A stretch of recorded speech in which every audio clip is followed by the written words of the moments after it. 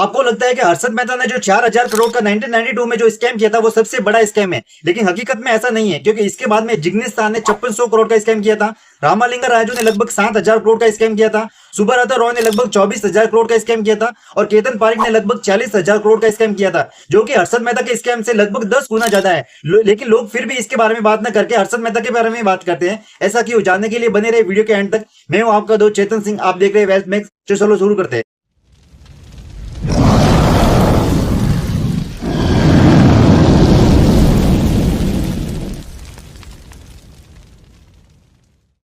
सबसे पहले बात करते हैं 1992 में हर्षद मेहता स्कैम में इंडियन स्टॉक मार्केट में इतिहास का सबसे बड़ा फाइनेंशियल स्कैम किया था 4,000 करोड़ रुपीस का। आज के इन्फ्लुएंस 6 से 8% के हिसाब से लगभग वो स्कैम 55,000 करोड़ से भी ज्यादा का बनता है। इसमें एक्चुअली हुआ क्या था, स्टॉक ब्रोकर हर्षद मेहता ने बैंकिंग सिस्टम में एक फॉल्ट पाया था, उसका फायदा उठाकर उसने फर्जी बैंक रिसिप्ट BR के जरिए सरकारी बैंकों से पैसे निकाले और उस पैसे को स्टॉक मार्केट में लगाकर शेयर को आर्टिफिशियल तरीके से उसके रेट को बढ़ा दिया। जैसे कि ACC शेयर 200 रुपए से लगभग 9,000 रुपए तक बढ़ाए थे। बाद में जो मार्केट क्रैश हो गया और मार्केट क्रैश होने के बाद में स्कैम एक्सपोज हो गया और एक्सपोज होने के बाद में सेबी ने बहुत सारे एक सख्त नियम जारी किया और नियम जारी करने के बाद हर्षद मेहता को गिरफ्तार कर लिया और उसके बाद में 2001 में इनके जेल के दौरान उनके दिल के दौरा पड़ने के बाद मृत्यु हो गई। बात करते हैं सेकंड स्कैम NSEL घोटाला, जिसमें लगभग 2013 में एक बहुत बड़ा स्कैम था, जिसमें नेशनल स्पॉट एक्सचेंज लिमिटेड में लगभग 56,000 करोड़ से भी ज्यादा का डिफॉल्ट हुआ था। इसमें इस स्कैम में हुआ था क्या था, एक्चुअली NSEL एक मतलब स्टॉक एक कंपनी बनाई थी, जिसमें जो जैसे कि चीनी, कपास, सोयाबीन वगैरह उसकी ई मंडी बनाई थी, जिसमें मार्केट में ट्रेड चलता था। ट्रेड के आधार पर इसमें उन्होंने स्कैम कर दिया। स्कैम में हुआ क्या था, उन्होंने एक अवैध रूप से उन्होंने बिजनेस करने के बजाय उन्होंने लगभग 30 से 35 दिन तक उनको स्टॉक को होल्ड किया और लोगों को कहने लगे कि मैं फिक्स रिटर्न दूंगा 15 से 16% का, बहुत ही कम समय के बाद में, कम समय में लगभग। जांच में पता चला कि उन वस्तुओं जैसे कि चीनी, ऊन जो भी ट्रेड हो रहा था वो गोडाउन में मौजूद ही नहीं है, लेकिन उसका फिर भी फेक रिसिप्ट के जरिए वो ट्रेड चल रहा है। लेकिन हुआ क्या, जुलाई 2013 में जब निवेशकों ने अपने पैसे मांगे, वापस रिटर्न मांगे, तो उनके पास न तो माल था और न ही पैसे थे और फिर जांच शुरू हुई तो पता चला कि लगभग 13,000 करोड़ निवेशकों का पैसा डूब चुका है। इस स्कैम के आज का स्टेटस देखो तो इसमें लगभग 3200 करोड़ रुपए के अधिक संपत्ति उसकी जब्त कर दी है और 1950 करोड़ रुपए लगभग उनको निपटाने की मंजूरी दे दी गई। बात करते हैं थर्ड स्कैम, रामालिंगा राजू ने जो सत्यम घोटाला, सत्यम कंप्यूटर नाम से एक उनकी कंपनी थी, 2009 में ये स्कैम सामने आया था। लगभग 7,000 से 8,000 करोड़ रुपीस का स्कैम था। ये इंडियन कॉर्पोरेट फाइनेंशियल स्कैम था, जिसमें ये जो इसके संस्थापक थे रामालिंगा राजू, इन्होंने एक सत्यम कंप्यूटर करके एक सर्विसेज सेंटर बनाया था। जिसमें घोटाला में हुआ क्या था, कंपनी ने वास्तव में मौजूद न होने के पर भी हजारों फर्जी कर्मचारी जो एकदम आर्टिफिशियल बैंक डिपॉजिट करके उनके बैलेंस शीट और बोनस जो प्रॉफिट है वो दिखाया था। इसके बाद में 2015 में स्कैम एक्सपोज होने के बाद में CBI अदालत ने लगभग अन्य दोषी को लगभग 7 साल की सजा सुनाई और उसके बाद में जितने भी जिसके भी जो पैसे थे उसको लौटाने का आदेश दिया।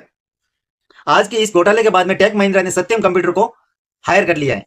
बात करते हैं फोर्थ स्कैम, सुब्रत रॉय सहारा इंडिया स्कैम, एक बहुत ही प्रचलित पूंजी स्कैम था, जिसमें सहारा में लगभग 24,000 करोड़ से भी ज्यादा का अवैध वसूली के रूप में एक स्कैम हुआ था। सेबी ने इसके आदेश के बाद में सहारा बिना अनुमति से OFCD के जरिए मुख्य रूप से छोटे निवेशकों में जो पैसे जुटाए थे उनके बाद में कानूनी कार्रवाई करके रॉय को जेल भेज दिया गया था। इस स्कैम में एक्चुअली हुआ क्या था, सहारा की जो 2 कंपनियां थी, सहारा इंडिया रियल एस्टेट कॉर्पोरेशन और सहारा हाउसिंग इन्वेस्टमेंट कॉर्पोरेशन ने सेबी के जो नियम थे उनका मतलब फॉलो नहीं कर रहे थे। इसकी वजह से हजारों लोगों के जो करोड़ों रुपए जो जुटाए थे वो उनको वापस रिटर्न किए और उनको जेल भेज दिया गया। सेबी ने पाया कि लगभग फंड जुटाने का तरीका है जो वो गलत था, इसका कानूनी कार्रवाई की गई। फिर सुप्रीम कोर्ट ने आदेश पालन न होने के कारण उसमें पैसा वापस करने का कारण और सुब्रत रॉय को लगभग 2014 में जेल भेज दिया गया था।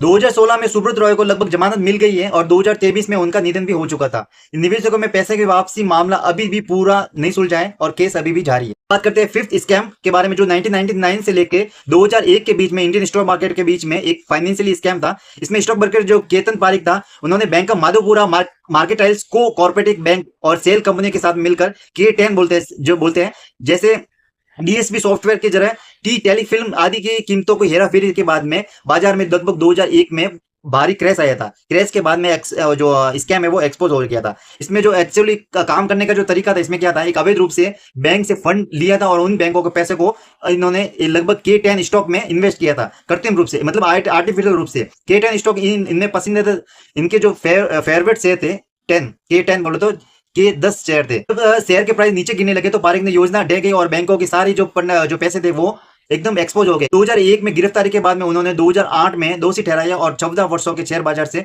प्रतिबंधित कर दिया गया। आज की ताजा अपडेट के हिसाब से बात जाए तो जनवरी 2025 में सेबी ने एक नई फंड रनिंग जांच के दौरान केतन पारी को फिर से फंसाया और जिसमें उन्होंने लगभग 65 करोड़ रुपए से अधिक की अवैध मुनाफे का आरोप लगाया और केस अभी भी जारी है। इंडिया के सबसे बड़े फाइनेंशियल स्कैम, जिसमें सबसे बड़ा स्कैम था स्कैम 1992, 4,000 करोड़ रुपए का, जो आज के वैल्यूएशन के हिसाब से लगभग 55,000 करोड़ से भी ज्यादा बनता है। वीडियो अच्छा लगा तो like and subscribe. Thank you.